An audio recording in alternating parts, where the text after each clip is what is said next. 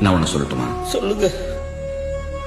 நீங்க தினமும் கும்பிடுற புத்தர் அக்செப்ட் த பெயின் சொல்றாரு. அதுக்கு அர்த்தம் தெரியுமா? அரசு மருத்துவ பூ வைன்னு அர்த்தமா பிரபு சொன்னார். நான் தினமும் வைக்கிறேன் சார். அவன் கிடைக்கிறான்.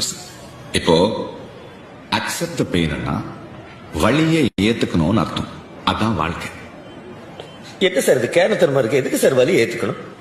சொல்றத கேளுங்க. இப்போ நீங்க ஊர்ல ஜிம்முக்கு போயிட்டு இருந்தேன்னு சொன்னீங்க. ஆமா. ஏன் உங்க ஆக்ஷன் ஹீரோ அர்னால்டோ ஜிம்முக்கு போறாரு. ஆமா. அங்க என்ன சொல்லி கொடுக்குறாங்க? என்ன சொல்றாங்க? இப்படி பயிற்சி பண்ணும்போது, எக்ஸசைஸ் பண்ணும்போது இங்க இருக்கிற தசையில வலிக்கும்ல. வலி இருந்தா அந்த தசை ஆரோக்கியமா விரிஞ்சிட்டு இருக்குன்னு தானே அர்த்தம்.